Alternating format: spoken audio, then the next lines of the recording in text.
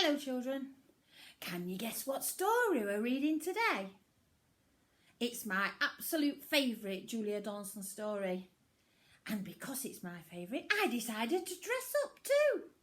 I have my broom, I have my magic wand, and I have my plait with my lovely bow on the end, and especially my witch's hat. Have you guessed what it's called yet? Is this character giving you a big clue? You're right. It's Broom on the Broom. And there she is, flying on her broom with her favourite friend, her cat. I'll put my broomstick down and my witch and my magic wand, and we'll get on with the story.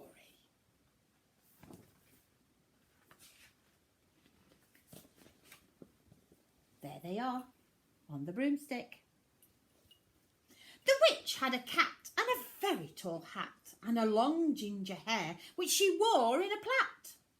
How the cat purred and how the witch grinned as they sat on their broomstick and flew through the wind. But how the witch wailed and how the cat spat when the wind blew so wildly it blew off her hat. Down, cried the witch, and they flew to the ground. They searched for the hat, but no hat could be found. Then out of the bushes on thundering paws there bounded a dog with a hat in his jaws. He dropped it politely, then eagerly said, as the witch pulled the hat firmly down on her head, "Ruff! I am a dog, as keen as can be. Is there room on the broom for a dog like me?" "Yes," cried the witch, and the dog clambered on. The witch tapped the broomstick and whoosh! They were gone. Over the fields and the forests they flew. The dog wagged his tail and the stormy wind blew. The witch laughed aloud and held on to her hat. But away blew the bow from her long ginger plait. There he goes.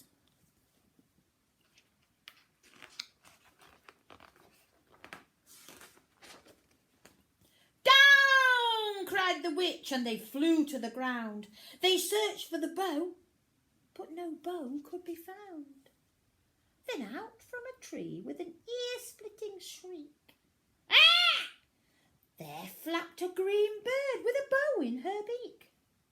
She dropped it politely and bent her head low, then said, as the witch tied her plait in a bow, "Why, I am a bird, as green as can be. Is there room on the broom for a bird like me?" "Yes," cried the witch. So the bird fluttered on. The witch tapped the broomstick and whoosh! They were gone.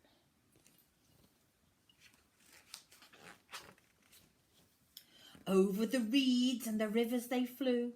The birds screeched with glee and the stormy wind blew. They shot through the sky to the back of beyond.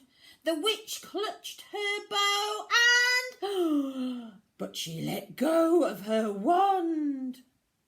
"Down!" cried the witch, and they flew to the ground. They searched for the wand, but no wand could be found. And you see her wand.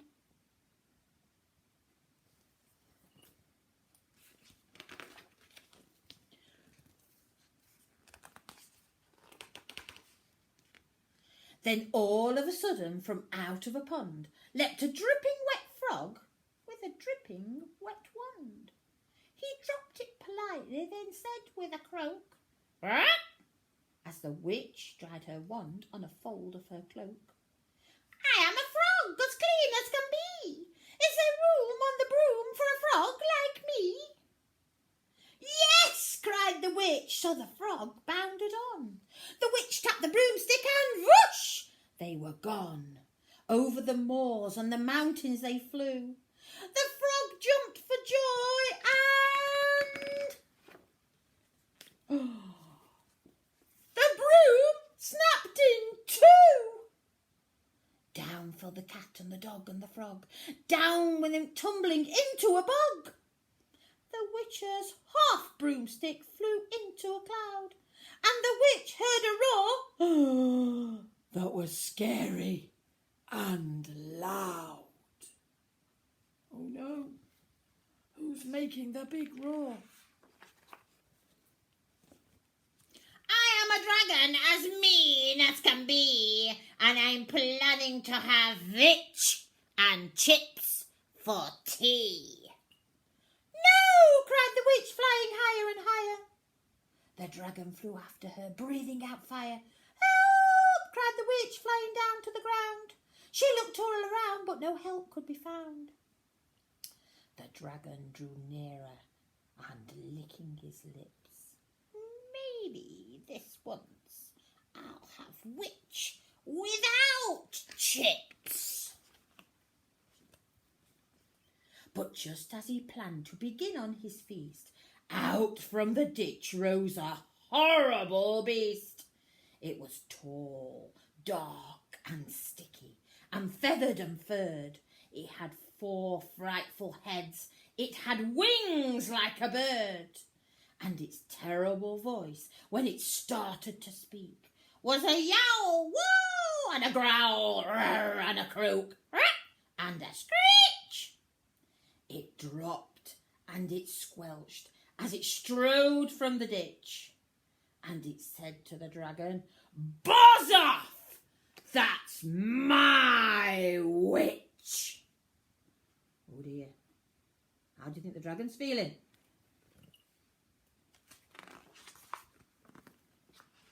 The dragon drew back and he started to shake. I'm sorry, he spluttered. I've made a mistake. It's nice to have met you, but now I must fly. And he spread out his wings and was off through the sky. Then down flew the bird, and down jumped the frog. Down climbed the cat, and phew, said the dog. And thank you, oh thank you, the grateful witch cried. Without you, I'd be that dragon's inside. Look, the terrible beast was really all her friends.